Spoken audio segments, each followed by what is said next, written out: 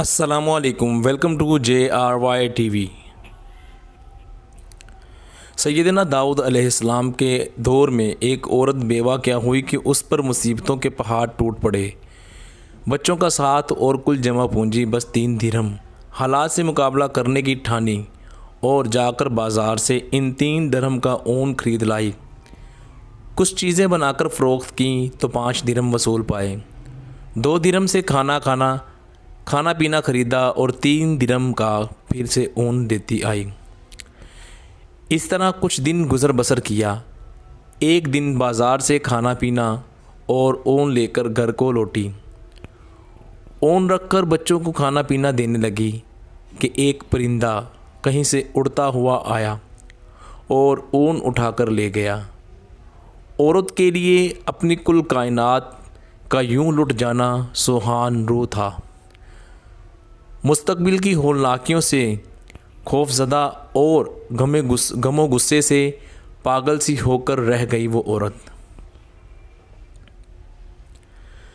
دوسرے دن سیدھا سیدنا داؤد علیہ السلام کے گھر گئی اور ان کو اپنا قصہ سنا کر ایک سوال پوچھا، کیا ہمارا رب رحم دل ہے یا ظالم؟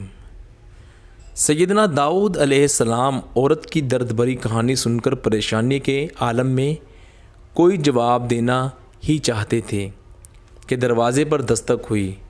جا کر دیکھا تو 10 اجنبی اشخاص کو کھڑے ہوئے پایا۔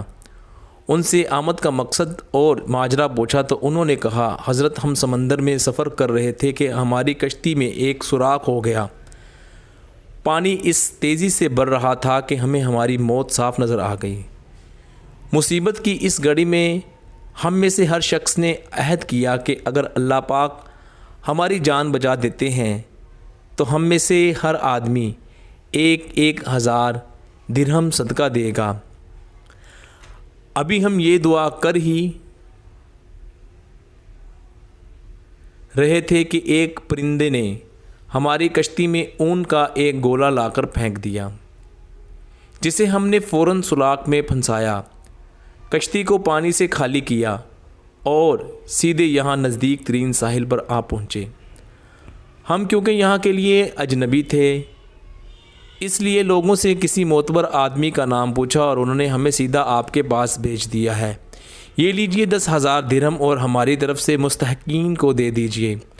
حضرت داؤد علیہ السلام 10,000 درہم لے کر سیدھا اندر اس عورت کے پاس گئے۔ سارے پیسے اسے دیتے ہوئے کہا، اب میں تم سے ایک سوال کرنا چاہتا ہوں کہ کیا تیرا رب رحم دل ہے یا ظالم؟ سبحان اللہ، بے شک اللہ اپنے بندوں سے 70 ماؤں سے بھی زیادہ پیار کرتا ہے، اور وہی جو برے حالات میں ہمارا سب سے بہترین دوست ہے۔ تو تحریر کا مقصد یہی تھا کہ صبر کا دامن ہاتھ سے نہ چھوڑنا، اللہ تعالیٰ پر مکمل توقع رکھنا، کیونکہ وہ سب سے بڑا حامی و مددگار ہے۔ اگر وہ چاہے گا تو تمہاری مدد ہوگی، اگر وہ نہیں چاہے گا تو تمہاری مدد نہیں ہو سکتی۔ لیکن ہم بڑے بے صبر لوگ ہیں، ہم اتنی بے صبری کرتے ہیں کہ تھوڑی سی مصیبت آنے پر ہم ناشکری کرنا شروع کر دیتے ہیں۔ اللہ توبہ، اللہ تعالیٰ ہمیں معاف کرے، اللہ تعالیٰ ہمیں اپنی اور اپنے حبیب علیہ الصلوۃ والسلام کی اطاعت کرنے کی توفیق عطا فرمائے۔ آمین۔ وما علینا الا البلاغ المبین۔